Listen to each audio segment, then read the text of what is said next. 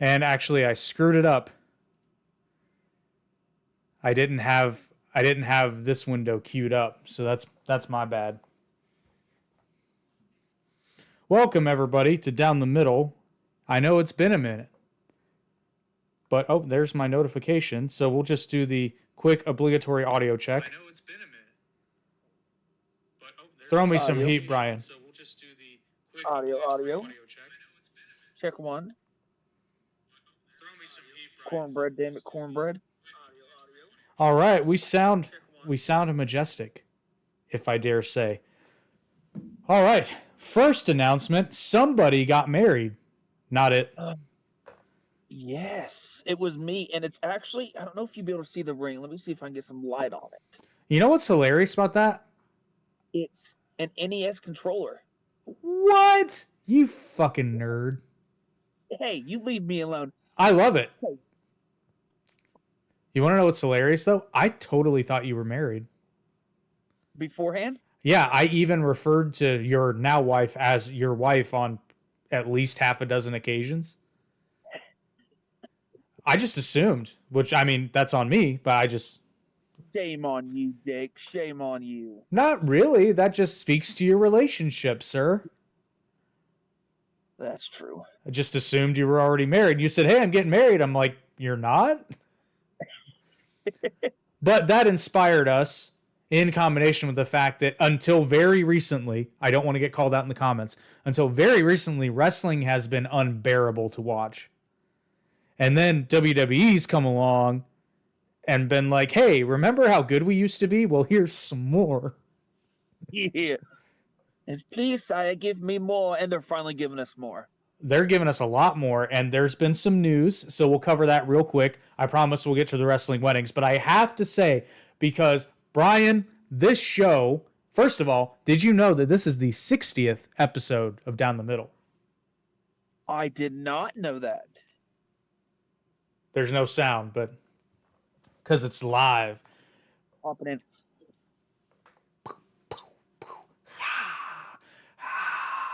This is awesome. Anyway, so there's that. But then also, this show was right yet again. Do you remember, I think it was back in 2019, there was a female wrestler who debuted in All Elite Wrestling, who, upon first gracing the screen, and I believe the subsequent episode, although I'd have to fact check that, so if you want to, go nuts. If not, just take my word for it. Somebody on this show, who will remain nameless, me, said, holy shit, she's green, but she's going to be big. And lo and behold, Jade Cargill is now signed to WWE and apparently is skipping NXT, which, if you recall, there's only one other wrestler who's done that as far as never having been in WWE before, who skipped developmental since NXT's inception. And that other wrestler is AJ Styles. That is true. As far as people who had never been to WWE before, because I know people came back. So you've got AJ Styles and Jade Cargill, unless I'm forgetting somebody, but even Shinsuke Nakamura, Kevin Owens, Sami Zayn, they all went to NXT first. Well, you have to throw Sting in there because Sting never went to NXT. He went straight to WWE. Okay. You're right. One of three. No, you're right. You're right. I was mistaken. However, technically speaking, now this is really reaching here, but technically speaking, Sting had appeared on WWE television before. It was just in the form of archive footage. Yeah, I mean... I said it's a reach. It's a reach. But fair enough. So Jade Cargill is one of three wrestlers in the modern era since the current, not even the current, since the I don't know what you would call that, the non-game show, ever since WWE switched their developmental system over to the NXT system, the Performance Center. Let's call it the Performance Center. 2011. Yep. Now, Jade Cargill has not wrestled on WWE television, at least not to my knowledge, but she has appeared on WWE television. So that actually really surprises me. They clearly now let's. I don't remember if I said this, but just because sorry, not sorry. Jade Cargill's a star. She just needs to be polished. There's no better place to polish a natural athlete like Jade than WWE. They're set up for it. They're going to have her any issues she did have in the ring, those are going to be fixed like so fast. Yeah, and I got to believe they're already seeing strides because they've already put her on TV. And like I can picture this now. And I think it would be perfect booking. Sometime before here in WrestleMania, Bianca wins the women's world title. You have Jade Cargill go in the World Rumble, win the Rumble, and then we get the first ever Bianca versus Jade for the women's world title, and the first time having two. I'm trying to think the word to say it. What, African American? African Americans at a WrestleMania at the same time. Yeah, first time two black women compete for a major title, and in fact, it may be the first time two black women competed at a WrestleMania. I'd have to go back and look for that. So yeah, I believe it is too, which would be tremendous. And could have it main event of night one. I don't know that I'd go that far because what you have you could, but and I don't think they're going to do this.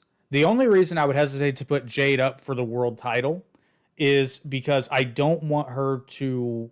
WWE has fast-tracked performers in the past to where they're already in the world title picture after about a year, and then they start to flounder because there's not really much else for them to do, which is almost why I would have. I don't know. You almost would have rather seen Jade in NXT, but I understand why they would forego that because there's no denying the star power. Yeah. Well, my thing is if she's going to go to the main roster, I think Bianca should be the first one. If not Bianca, it needs to be Jade and Rhea Ripley. I want Jade and Charlotte. You want Jade and Charlotte? They teased it, and I saw that, and I was like, you know what? I'm good with this. That's interesting. I didn't think about that.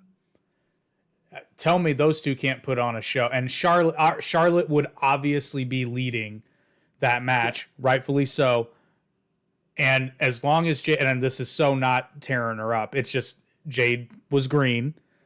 She had some issues. I don't think AEW was quite capable of fixing those issues. You know what I mean? AEW don't have an actual developmental system like WWE does. No, they actually were utilizing the Nightmare Factory, which I think Cody did that smart. The Nightmare Factory is not affiliated with either organization. Yeah. So you actually have students at the Nightmare Factory. I don't know if any have gone to WWE yet, but I'm sure there have been tryouts or maybe extra work. And then there because Lee Johnson came from the Nightmare Factory, and he's, well, not that he's been seen on television, but he's technically still in AEW. So, but yeah, so Jade is in WWE. Looking forward to seeing that explosion happen. And then I'm reminded, though, because Jade said in an interview, and I think she may have gotten some flack for this, when she was talking about how the first time she ever used a chair, she was asking people how to do it, and everybody was like, oh, you just swing it. And it was CM Punk, according to her, who actually took a moment and worked with her on it. Yeah. Which I believe in an instant because that sounds so much like AEW. Yep. You know, I can see that absolutely. Which is why I'm pretty confident that whatever Jade's shortcomings were, will be fixed in no time. But speaking of new arrivals to WWE, I forget his new name, Bryon Pillman Jr. has finally gotten out of purgatory. Lexus King. That's right. Lexus King. I personally, I don't know. I think they should have went the Pillman Jr. spot way. I really do. I agree. However, and I'll be honest. I've been a bad boy. I haven't watched hardly any wrestling over the last couple weeks, which is part of the reason why we're doing the weddings episode because I'm so not current. Honestly, ever since AEW fired Punk, I've just been disgusted with AEW, and their television is so bad. Yeah. Like Well, it's bad. And then WWE, there's just so much content, and even though I want to watch, there's a lot of content, so I need to catch up before I comment too much. So I haven't seen. Everybody online is talking about the promo that said, "Yeah, I'm okay with it now." There's apparently Brian Pillman Jr. did a promo on NXT, and everybody's like, "Yeah, I'm cool with the name change now." Have not watched that, so I'm holding off. But where I'm at now, I kind of like Brian Pillman Jr. better, but at the same time, I can understand why they may not want to just milk the Brian Pillman train. I don't know. I personally think she should have kept the Brian Pillman Jr. name only because he could go with the facts of the story of his dad was always screwed. Everyone thought he was delusional, but his kid that barely knew him was always fighting by his side. Yeah. By his side. And always still fought for what his dad thought. Yeah, and technically they can still do that, but it's kind of the Braun Breaker situation all over again. I think much like Braun Breaker, Brian Pillman is good enough to where he doesn't need the name, but the fans want the name. You know? They want that Pillman name again. Well, and just the way I don't think having him, what's his real name? Rex Steiner? I think so. I think so. Yeah, Braun Breaker. I don't think it would have hurt him to come out as Rex Steiner. And plus, my issue with Braun Breaker, the name, not the man. The name always sounded really phony to me. Whereas Rex Steiner is still a strong name, and it's actually his name. Yeah. It was kind of my beef with Ricochet. You know what Ricochet's real name is?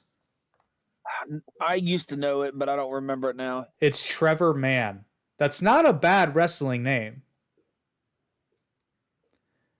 Trevor Mann. But Ricochet pigeonholes him. And that's why I don't think... See, and we're going to do the name test. Ladies and gentlemen, your new WWE champion, Ricochet. However, ladies and gentlemen, your new WWE champion, Trevor Mann. It's not stellar, but it's better than Ricochet.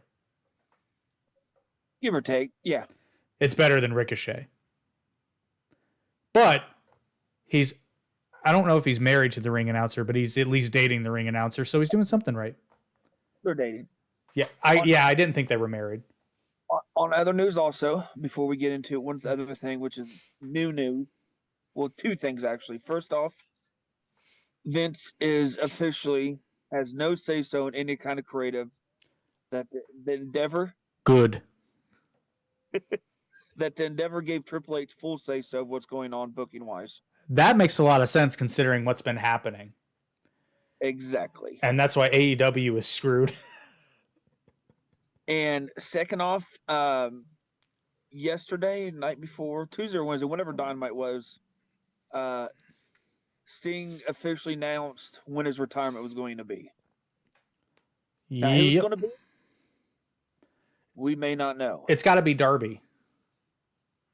I mean, it's got to be Darby. It's got to be Darby. And I think it's got to be Darby.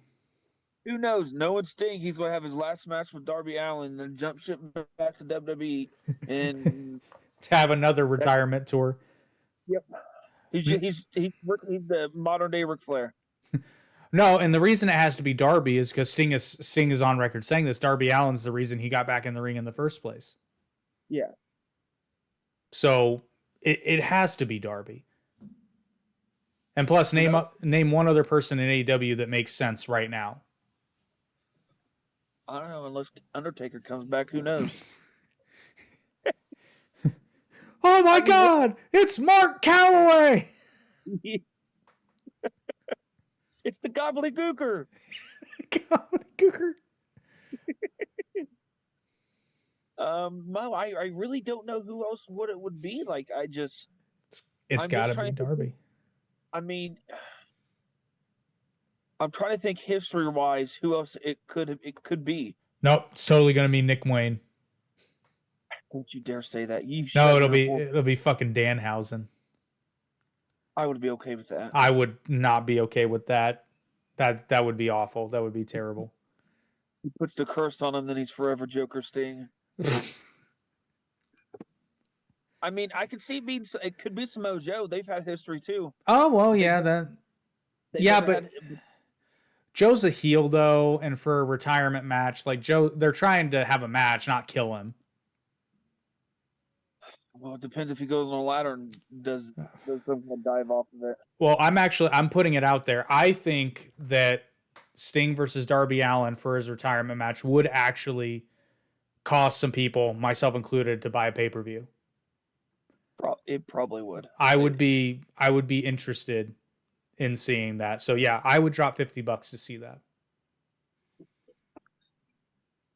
I think I would too. By the way, everyone, this podcast is brought to you by Stevie Wicks. We'll touch on them in a little bit, but for now, wrestling weddings. So after, okay. Oh, you say what you want to say, then I'm going to say before you say your first one. Well, after all the wrestling weddings we've seen over the years and how they usually culminate or consummate, why would you have one? Or let's just say, why would you have multiple weddings with different superstars over the years? Edge. That was the first one I thought about. Now, you know how it's going to go, man. Yeah, it never goes good. I don't think there's been one that's gone good yet. You think you know me? Well, not... Yeah, kind of. No, do you think you know him? Now, it's for 25 years, it was, you think you know me. You think you know me. You think you know me. Now, in my opinion, there's only one that stands out the most. And that has to be Triple H and Stephanie McMahon when he drugged her. Yeah, that kind of takes the cake for me. That is kind of the quintessential. There's been some others, but there's even been others that reference that wedding because if you recall, which I rewatched this recently, when Edge and Vicky Guerrero got married and Triple H came out and he was like, and you know, I have a reputation for these weddings. I want to touch on one thing real quick, and this is where Triple H, some people don't like Triple H, and I don't understand why. The dude's entertaining as hell, especially when he has a cadence to when he's doing a promo like that, when he's having fun. It's just so entertaining. And he has a really good way of saying things that are tongue in cheek, like winking at the audience. It's like, it's still funny, but if you know, then it's really funny. Like when they reunited DX in 2006, I think it was. And they were dogging on the McMahons, and they were talking about Stephanie's husband, and he's like, I don't know, whoever got with her, he must have a bazooka, you know, like that kind of stuff. I remember that one now. You know, and it's one of those things, like, it's funny because of the way he says it, but if you know, which who doesn't know, right? But if you know, it's twice as funny because you know he's really her husband, but they're having fun, and it's the whole thing. Yeah, that's the first one when I think of it. When I think of a WWE wedding, there's a couple that come to mind. That's always the first one that just comes to my mind when I think WWE weddings is Triple H and Stephanie when they go through the drive-through to get married. Now, was that I don't think it was, but was that the first one on like a big wrestling stage that kind of went sideways? Were they, for the most part, taken somewhat not seriously, but or am I not thinking about that right? Okay, say that again. I didn't quite understand what you were Like, getting at. was that the first wrestling wedding that kind of went sideways? Whereas up to that point, okay, I didn't Yeah. think so. Then Yeah, I okay, know that. I know that there are older ones. Now, also remind me, did Macho Man and Miss Elizabeth get married? I know they were actually married, but did they have a wrestling wedding on TV? they did, remember, because that's when That's Macho Man and Jake the Snake were feuding, that's and right. she opened a present box, and then out came a snake. That's right. Okay, I wasn't That's when that Psycho Sid held up a chair, all ready right. to ready That to hit. wasn't just in my imagination. I seem to remember him being like, I do, yeah. Yep, that was the next one I was going to mention, like of like the You, ones you remember. you know what? That one might be better. I think that one. Okay, now that I like really think about it, and I think about the story that went along with it and the feud that they have, that may have been a bigger wedding one as a standpoint because there's so much more that went into it. It was a full length story between Jake the Snake and Macho. There wasn't like an actual feud with the whole Triple H and Stephanie thing. It was just like a getting hitched thing Yeah. because it all led up for Macho Man and Jake the Snake to have a match, and Macho Man ended up getting bit by the snake and everything else. Oh yeah, I remember that one. Yeah. Did you ever hear Jake Roberts talk about Macho Man coming to see him before that match? And he's like, That's the "Yeah, listen, brother, I'm not saying you've tampered with the snake, but it'd be a little bit more comfortable if you let it bite you first." Yeah. why. If I remember right, Jake the Snake's actually scared of snakes. Yes, but he let it because it was that was the cobra Yep. that got devenomed. Yep. Oh, that was nasty because it's like that's how cobras bite. They like they need their mouths, I guess, for lack of a better term. So it's not like they bite and let go. They really try to work the venom in, you know, and plus they're agitating the hell out of the snake, right? So But then were like the two main ones that like hit my head at first. I remember speaking of Macho Man, the this one's a weird one because I remember it being entertaining at the time, or not at the time, but it was closer to the time because I didn't watch it live, obviously, but I remember seeing it. Was Jay Lethal and SoCal Val back in See, TNA? now you were telling me ones about TNA, and I don't remember any of the ones in TNA. Well, that I never was would yeah, with watch it. that was back when it was when Jay Lethal was doing the Black Machismo gimmick. I love Black Machismo. Oh, I do too. But oh god, who was it Eric Young? Who was like coming out and be like, "We're soulmates, SoCal." I need to look at that. I need to look that up real quick. Honestly, I don't remember.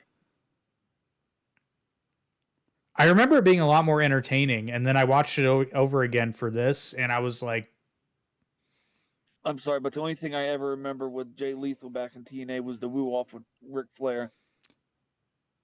"Oh, but oh my gosh!" Speaking of, yeah, which that's priceless. That's one of my top favorite promos ever. But speaking of Impact weddings, the one that I actually this was the opposite. I didn't remember it being entertaining, but it was when Jeff Jarrett and Karen would be Jarrett got married, and then Kurt Angle, I guess, said agreed to not do anything bad until after they got married, and then he's like, "Okay, are we done here?" And they're like, "Yeah," and then he trashes the place. I didn't. Let's I see. did. I did not know about that one. Oh no, it was Sanjay Dutt, not Eric Young.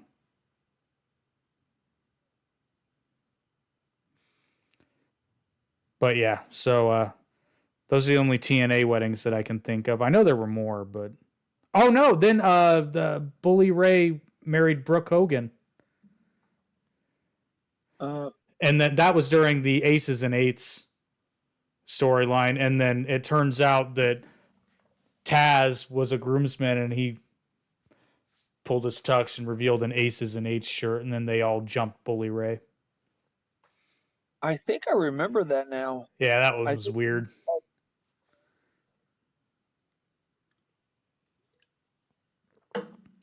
uh, I think. now, do you? Oh, go ahead. Oh, I will go on to another one. Do you remember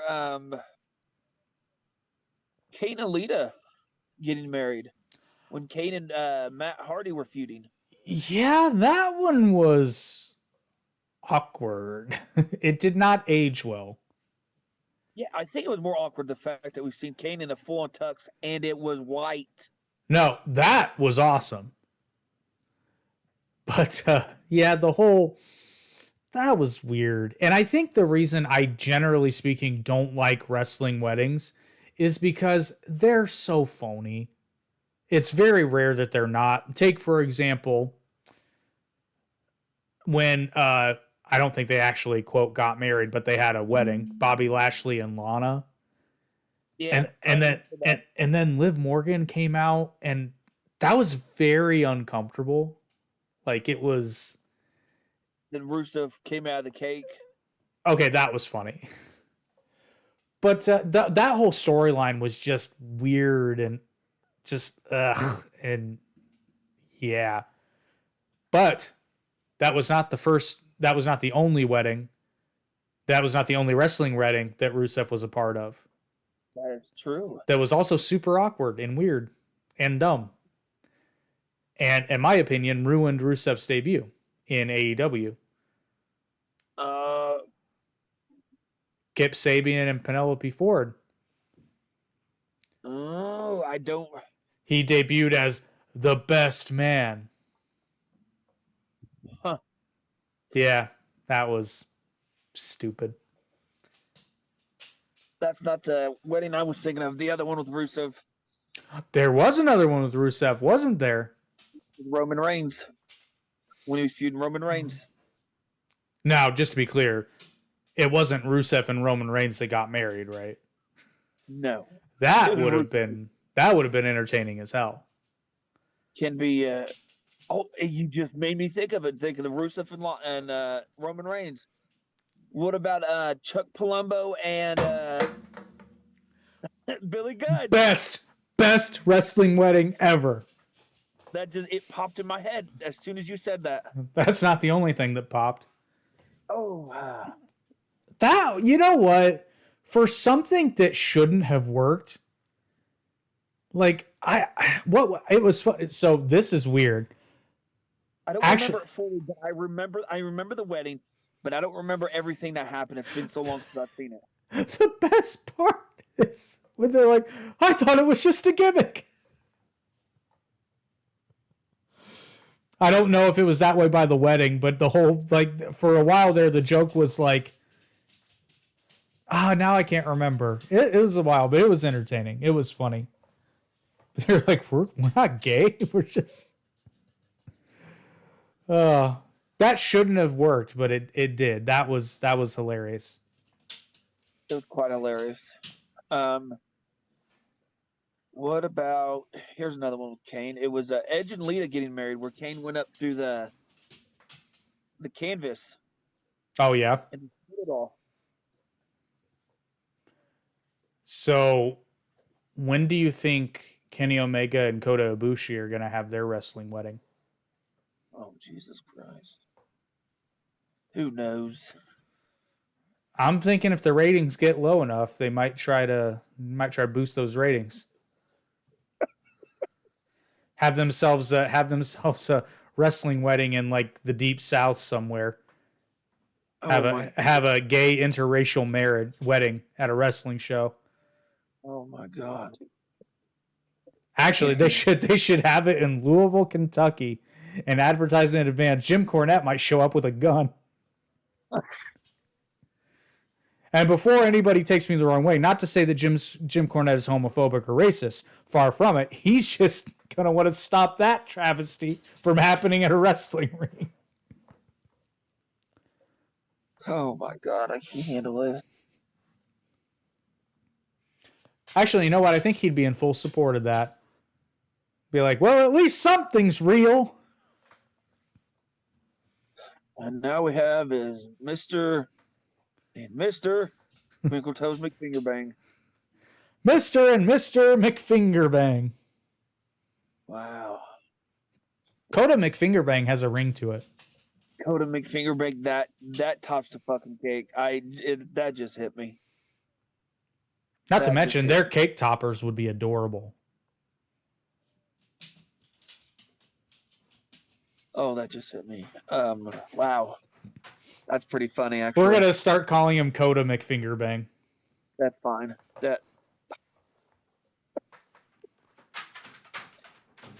Oh, Lord. Wrestling weddings. Well, I kind of touched on Vicky Guerrero and Edge, but obviously, and that's, you know what? That's another one that was super weird because Triple H comes out, shows a video of, this is so stupid, shows a video of Edge and Alicia Fox, I think it was Alicia Fox, on a sofa in a hotel room, and there's obviously a camera there, and it looks like Edge set it up to film them hooking up. That's what it looks like. And there's just this really weird, and I think Alicia's trying not to laugh because it just looks ridiculous. And then they like do like this little peck, and then Alicia just goes. And then of course Triple H shows the video, and then Vicky, I hate you. And then it all stops. That entire La Familia storyline was just weird. Oh, I think it was. And she was in the wheelchair, and then he pushed her around every place. Yeah, and then like, what were they? They were the Major Brothers back then, but it was Zack Ryder and Kurt Hawkins. Yep. Like got adopted by them. It was super weird. And Chavo's there for some reason. Yeah, it was.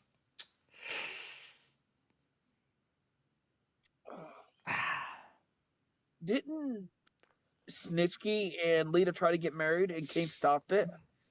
I want to say yes, but I did not. I wasn't watching at that time. I think you're right, though. I think I've seen archival footage of that. I think it was. Yeah, I think if I'm right, it was because Kane took obviously Lita from Edge or whatever, or yeah, and then Snitsky took Lita from Kane. They tried to get married, and then that's when she told Kane that she was pregnant.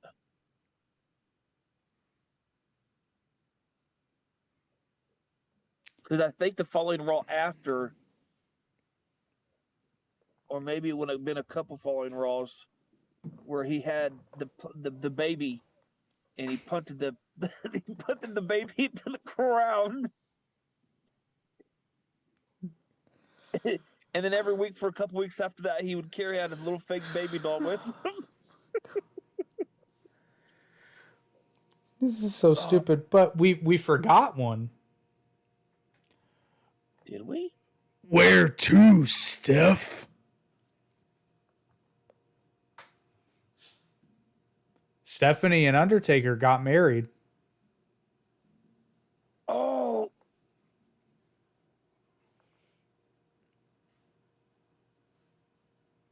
I remember that line now, but I don't fully... Oh, you know what? I don't think those two are related.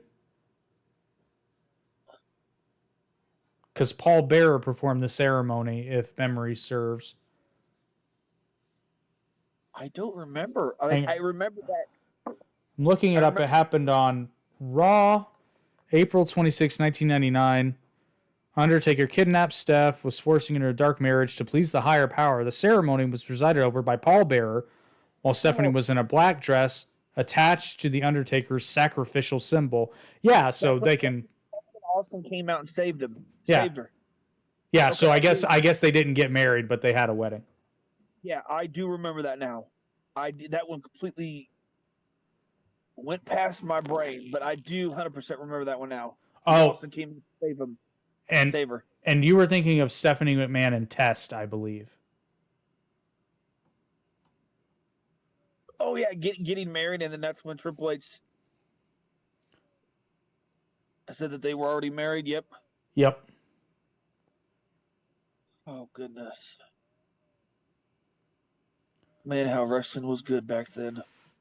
Oh yeah. Billy and Chuck. I pulled up a list because apparently we had technically Stephanie and Triple H got married twice. They had the one where she was passed out, and then apparently they renewed their wedding vows. Old Billy and Chuck.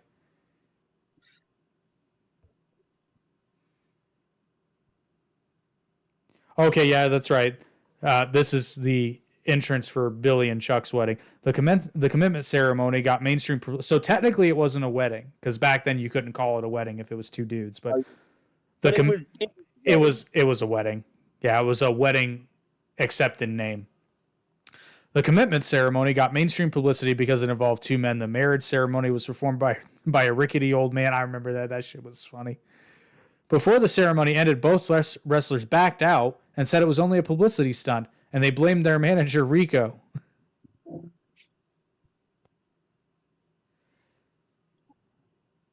Sorry for the background noise. It's all good. Kane and Lita. Edge and Lita. I didn't remember Edge and Lita getting married. Yeah, that's when Kane came out under. Oh yeah. Never mind. We just talked about that. I'm sorry. My memory is. Oh, do you remember when Teddy Long got married? I remember that. To who? Would have been Crystal Marshall. I have no idea.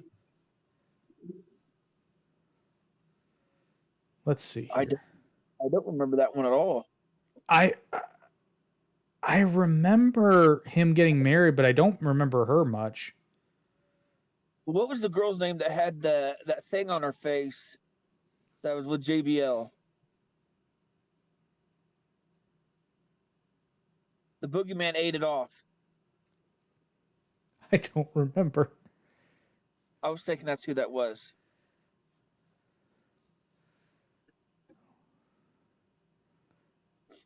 Oh wow, there aren't that many. Come to think of it, I think there's only been one in AEW, and that was Penelope and Kip. Yeah. So I guess we can delve into awkward relationships in wrestling. You remember Balls Mahoney and Kelly Kelly? Oh God, I remember that. You know what though? What I took away from that whole thing is why are these three gorgeous women hanging around with The Miz? Now, you have to remember, we're not talking about The Miz of today. We're talking about The Miz who debuted, well, not debuted, but who either went around with a faux hawk or fedora wearing jorts, but jorts that were like down past his knees jorts. I was about to say jorts are fine. You leave John Cena. No. Well, what's that line in Superbad? Nobody's gotten a hand job in cargo shorts since Nam. I actually just watched that the other day. Still funny. Oh, I am McLovin. It's you, McMuffin. This is completely unrelated, but I have to tell this story because it's so funny. Actually, I can make it related. So I went and saw Superbad in the theater with my roommate at the time, who was one of my co-hosts on the old internet wrestling show I did, but he actually got me into wrestling, so I can tie it together. See, look at that story. But we're watching Superbad in the theater. Obviously, we've never seen it before because it's new, and it's the scene. It's the period scene. Oh, he's dancing with the girl, and I'm one of the first people in the theater to put it together. So I look over at my roommate like to share a laugh, and he's has this expression on his face. He's just kind of confused. And then this is the transformation that I saw. I wish I had a camera so I could record it. It was so fucking funny. But so sorry for you on the audio only platforms because you can't see this. But this is the progression.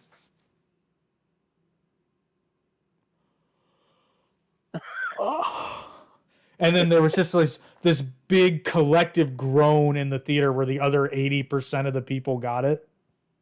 And I'm just dying. It was about the time the guy went like this too, and he was just like, oh God. I would like to, okay, so let me take a moment. That is actually a very well crafted joke from a narrative perspective because they set it up to where if you get it early, you're rewarded, but you cannot not get the joke once it's by the end because Jonah Hill ends the bit with, "Is there fucking period blood on my jeans?" So you can't miss the joke, but if you get it earlier, it's better. Yeah. So as gross as it is, it's a very well crafted joke. And plus there's the irony because he's holding 2 bottles of detergent or what was detergent. And then he's able to be like, "It's detergent. Yeah, what are you doing with it?" "I have fucking period blood on my leg." That's what we call a plant and a payoff. And believe it or not, wrestling does it too when it's done right. Oh, so what do we talk about now that we pretty much went all through the weddings? Well, I'll tell you what, before we touch on some more awkward relationships, let me tell you about tonight's sponsor. Bryon, you were married recently. Tell me, did you have candles at your wedding? Yes. And do you like Halloween? Yes. Well, how would you like to marry those two things together with Halloween candles from Stevie Wicks? Oh, is that a pumpkin on there? That's a jack-o'-lantern, my friend. That's a jack-o'-lantern. And then, oh wait, there's more. There's also There's also the spicy pumpkin, which that is very blurry. I'm gonna have to hold it further back. And then one of my personal favorites, the blueberry muffin. That's funny right there. Now, you can get all this and more when you subscribe to the monthly Stevie Wicks candle box. And as though I'm sure you already are aware, on the months with holidays, you get all themed items, including you get candles, you get scent tarts. So if you don't have a warmer, you should get one. You can get some Witch's Brew tarts there. You'll get other goodies periodically, like, oh, in this one you got a Stevie Wicks pen, which actually I've used these before. These are very nice promotional pens. And then sometimes you'll get jewelry. This one's orange for Halloween. The point is, it's always a surprise. And if you use the promo code DOWN20, which I think I wrote it down wrong in the description, so I'll have to change that. But if you use the code DOWN20, you get 20% off your first month's box. And if you subscribe in October, you will get your Halloween box.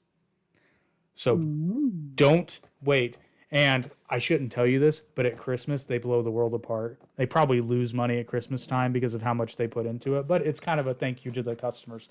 So again, that's code DOWN20. You get 20% off your first monthly subscription box, and then you get candles at your house every month. You don't have to think about it. You don't have to worry about it, and these are the best candles you will ever burn. So visit StevieWicks.com today. Link is in the description that will take you right to the subscription page. So you don't even have to do any work. It's right there for you. You just have to put your name in and answer some questions about your preferences, and then you get candles shipped to your door every month. Oh no. Oh no. So yeah, that's the sponsor. So awkward relationships.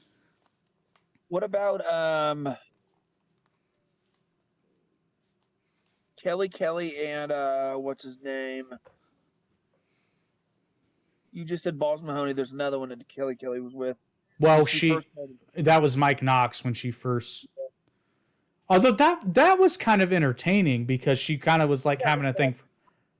He always brought a towel. He ruined the scene. He ruined it. Oh, you mean what did they call that? It was Kelly exposed. Was it? Oh, Kelly's expose. Yeah. Yeah. Oh, that was He ruined it. yeah. Fuck you, Mike Knox. Hey, he got over as a heel. Yeah, he surely pissed me off. I wanted to see it. Every single week call you cock blocker. Asshole. Cox blocker.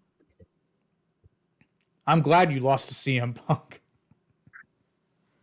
See, there you go. Punk has always been the voice of the voiceless.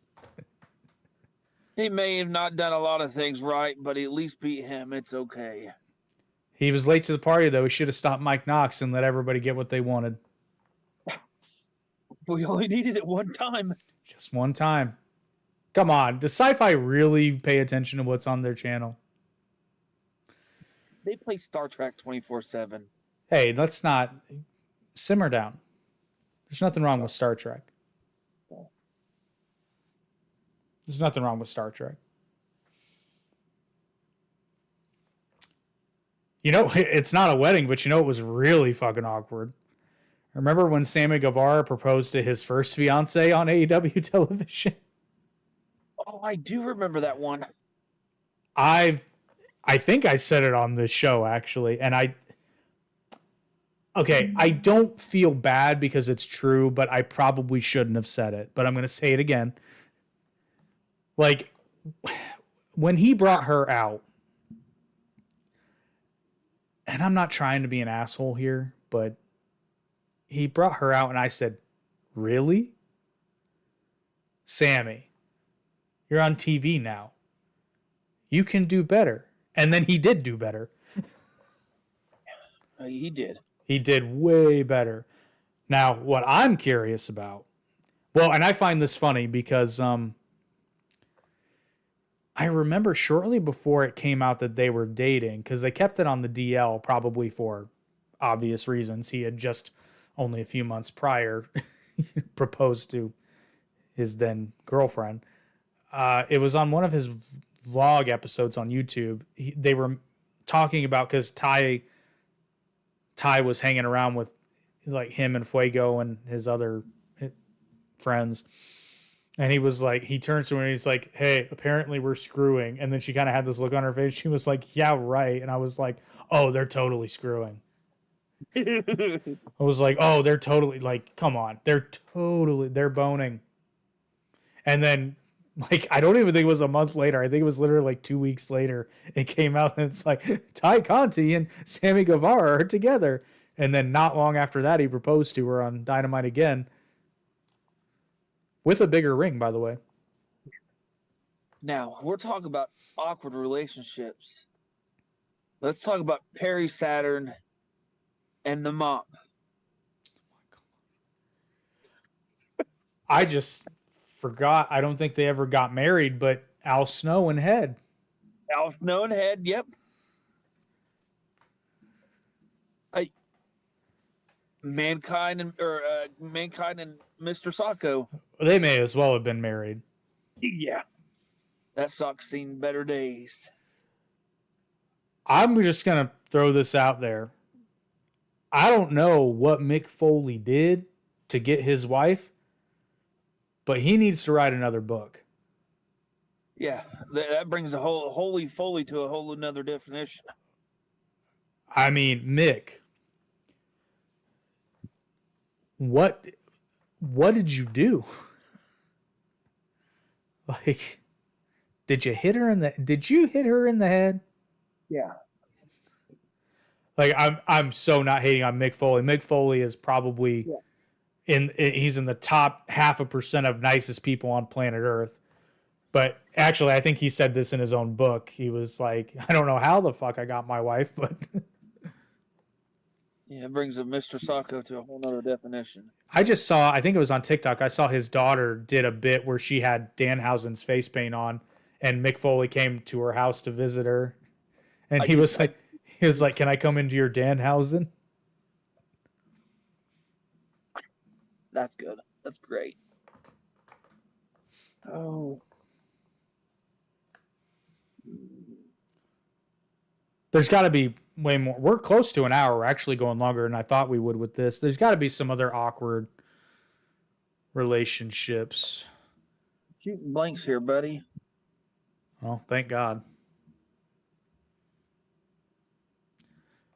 I just let myself out. You remember the live sex celebration with Edge and Lita? Oh. That actually, I heard Edge talking about it. He said that was the most awkward thing I've ever done. He was like, because nobody's ever done that in a wrestling ring before. Like, how do you simulate it? And like, I think they did. You know what? As awkward as it was, he didn't sell it as awkward. No. He was in character the whole time. And this sounds like a very weird thing to say. They did fantastic. Like, I was buying, and I knew they weren't actually having sex in the middle of the ring, but like, well, she got almost fully undressed, though. That's the thing. Oh, I know. It was convincing. There was a little slip in there too. Things happen. I'm not mad. Speaking of awkward relationships, Trish and Vince. I do. Okay. That brought to my attention now. I do remember that one. Kudos to Trish because she sold that so well. Remember when they were together and it was time to do the kiss my ass thing, and he was going to do it to Trish, and instead The Rock brought out Rikishi. Yeah, that was good stuff. And then there's the infamous when Tommy Dreamer finds out that Beulah has been cheating on him, but not with Stevie Richards, and not with Raven, but with Kimono Wanalea. That one I don't remember. That's another one. I didn't know about that until the Rise and Fall of ECW, but apparently it was the first lesbian angle done in wrestling, at least on television. Yeah. Wow. It got them kicked off the air. Or so Tommy Dreamer says. I don't know that one. I don't know about that. It was cable television. I'm pretty sure they saw a rating spike among others, but that was it. You know what? It couldn't have gotten kicked off air because Tommy Dreamer was palling around with both of them for a while after that. That was the infamous. I'll take them both. I'm hardcore.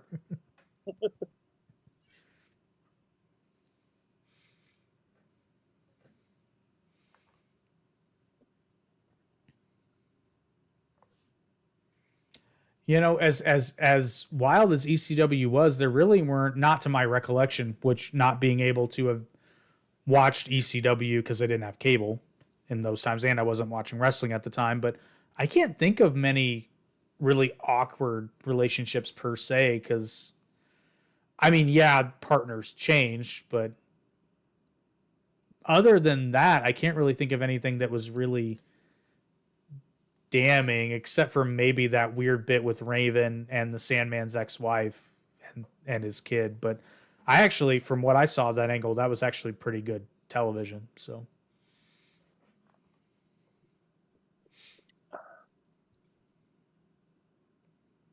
I'm not thinking of any more.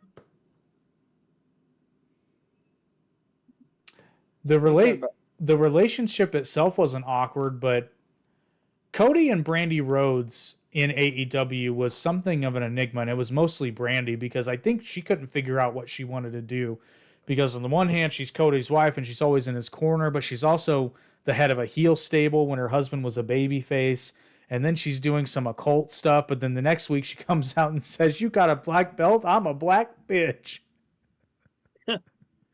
She said it, not me.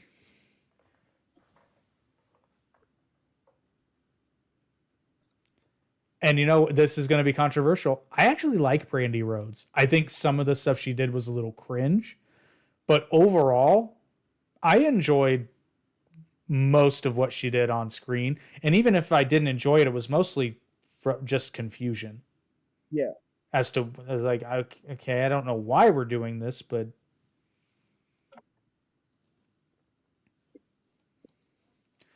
I'm looking forward to bring it full circle. I'm looking forward to seeing Jade possibly interact with Cody in WWE. Yeah, I did see an interview where she said she was happy to be around Cody again because Cody was like one of her big factors of joining WWE.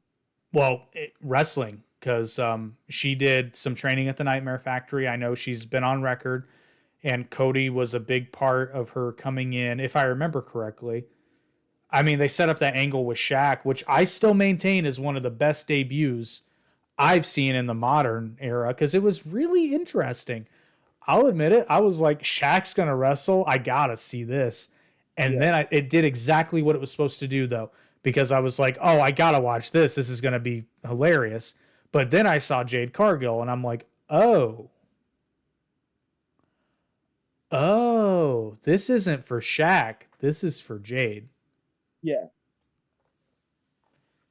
And honestly, in her debut, she looked fantastic. Like, that's when I knew. I was like, a lot of times when a wrestler debuts, I can pretty much tell.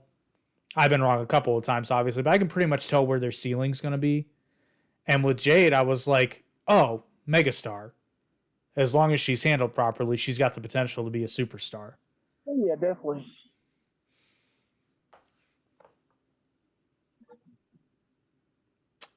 Oh, well, the ultimate awkward relationship, Tony Khan and a microphone.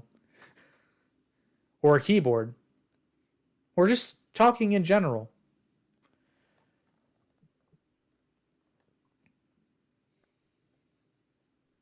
I'm slowly dying on the inside. Well, people are acting like this is a new thing. It's not a new thing. Tony Khan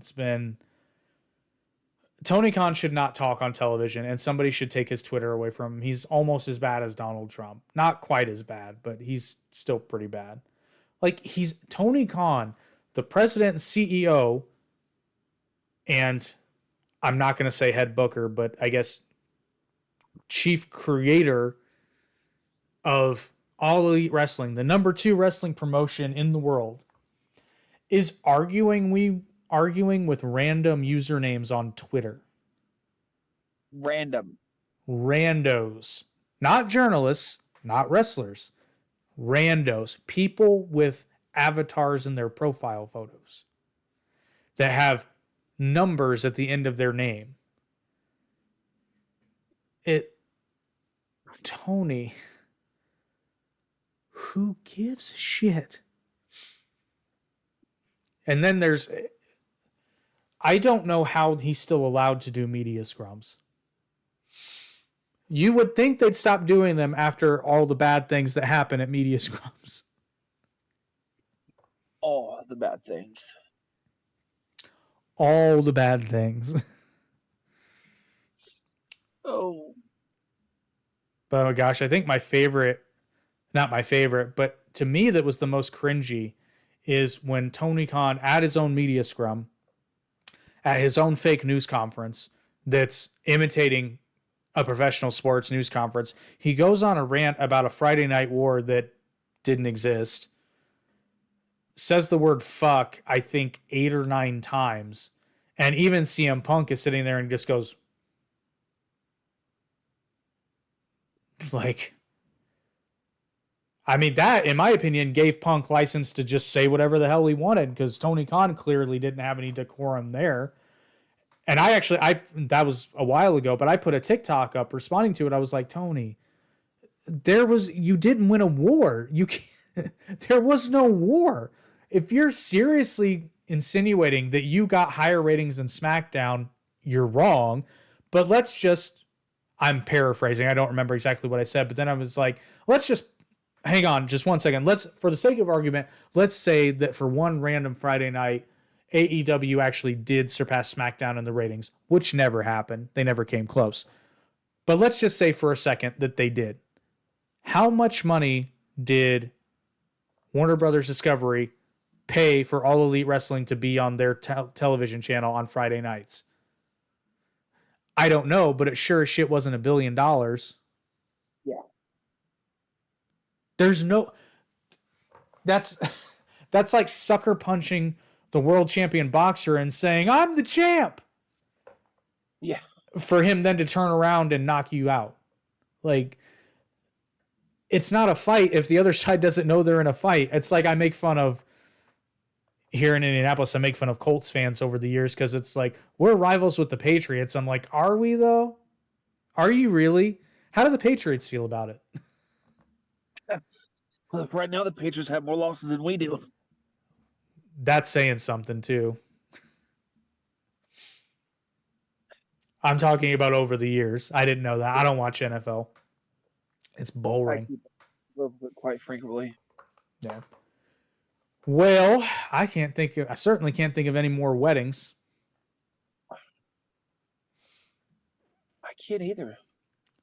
Well, I guess in closing, I will just let everybody know that we apologize for the hectic schedule.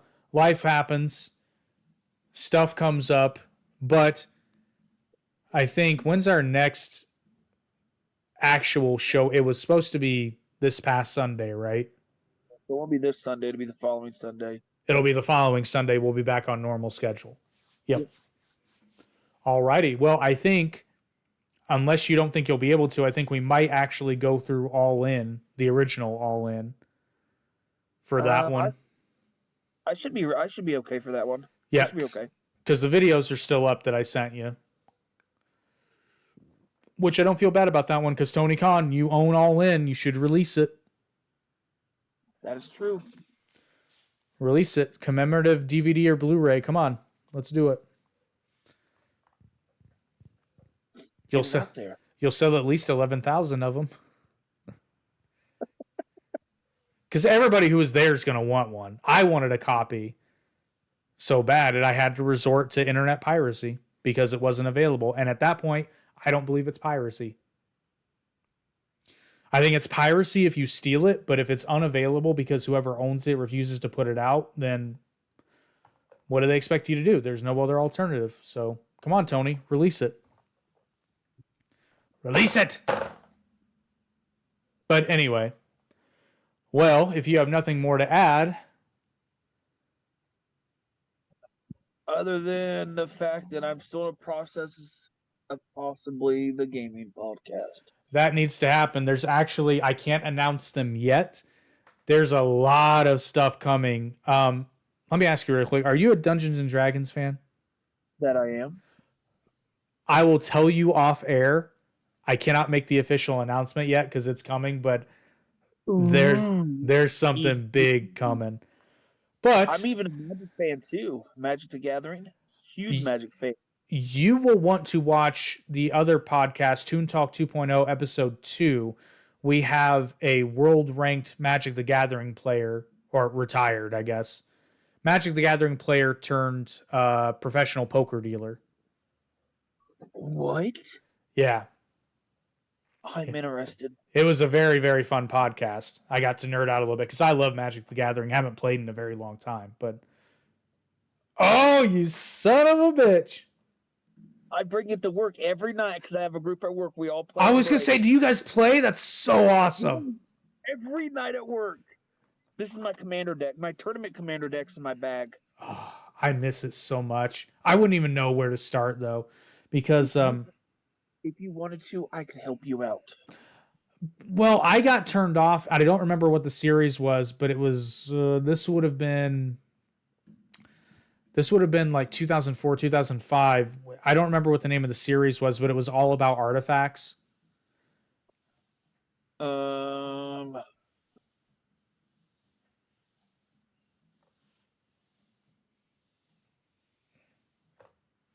can't remember.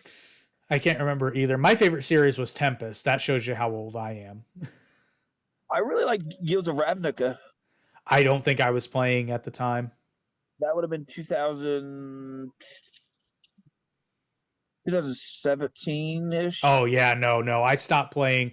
It was that series because I learned how to play the game a certain way. And the problem is when they completely changed around like that, it completely changes how the game is played. And I really didn't like the artifact centric play. What? I love an artifact only deck. You we I cast just everything. We cast everything for free. There you go.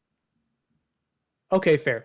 But like I said, I learned how to play old like I had a deck that I don't think a single card would be tournament legal now because half of it was already tournament illegal at the time. But I never played in tournaments. I just played for fun.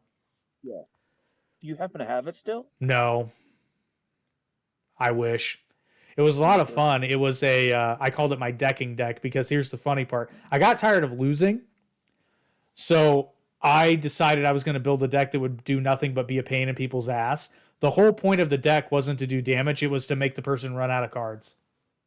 You made a mill deck. Yes, Was it blue black mill? just blue. It was. Wow. Okay. I have a blue black mill that's pretty gross. My secret weapon was Scalp Alexis Ooh. I figured because you play Mind Stone and or Mind Grind and I don't remember the other card. It makes an opponent infinitely mill. you know what's funny? Alexander said the same thing when I was Really? telling him about my deck. No, because Scalp Alexis, and we had a debate, and we had a friend who was a he'd gone to tournaments, and he was who we would consult if we needed like clarification or a ruling. So Scalp Alexis, and I'm paraphrasing it, Scalp Alexis says if you deal damage to somebody, they have to discard the top 4 cards of their deck and put them in their graveyard. But if any of those cards had the same name, they have to repeat the process. Ooh, interesting. But here's where it came up. It was my secret weapon because he mulled over it for a while, and then he said, yes, land cards are part of that.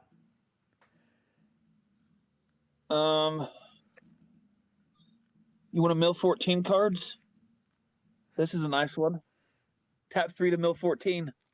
Oh man. Yeah, pretty gross. And then I had 2 others that I can't remember what they. Mind Sculpt. That's the old one. Puts top 7. That might have been it.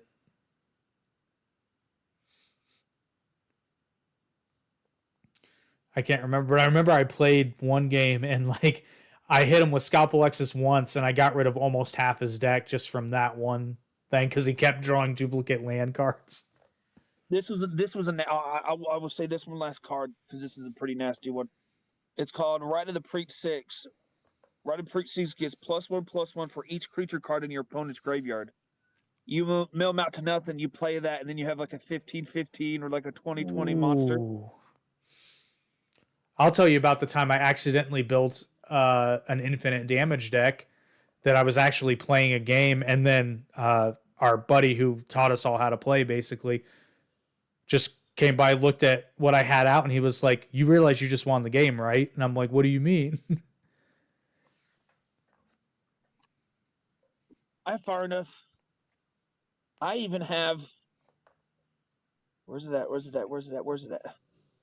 I even have Yu-Gi-Oh cards in my bag. I played Yu-Gi-Oh too. Underrated game. It's actually quite fun, especially if I have all pieces of Exodia. tournament illegal. They now have an Exodia card that's all one creature Must be tournament legal. instead of 5 pieces. Yeah, but 5 pieces, you win the game. Yeah. Yeah. But anyway, so let us sign off. I'll tell you the news, and then hopefully by the next time I'll be able to announce it. But it'll be soon, I promise. So thank you for enjoying this episode of Down the Middle once again. As always, please like, share, and subscribe. It's because of you guys that the channel was growing slowly but surely. And by the way, welcome to the new subscribers. Sorry there was a bit of a delay in your episode, but as you can see, we are here. If you would rather listen to the podcast rather than watch it, you can check us out on all major audio podcast platforms, including but not limited to Spotify, Apple Podcasts, Google Podcasts, Amazon, Podcast Addict, iHeartRadio. I always forget iHeartRadio. iHeartRadio is such a good app to have. And there's others. I just forget them. YouTube Music, that's another one. And believe it or not, TikTok limited podcasts because they have a limit, a link limit that doesn't really make sense. But regardless, if you see one of our shorts on TikTok and you see a little play button, you can listen to the entire podcast right there on TikTok if you so choose. Yeah, that's new. You know, one of these days we might go live on TikTok. We need to get enough followers, but yeah. Because you have to have 1,000 followers. Is it 1,000? I think it is. I don't remember. I don't know. Could be wrong. But anyway, when we can, we will. So you better just go like RT Media on TikTok too while you're at it right there. Just go ahead and do it. Yeah, Go ahead. I'll do that. Go ahead and do it. And as always, watch wrestling. Wrestling. Go watch it now. Turn this off. We're done. Go.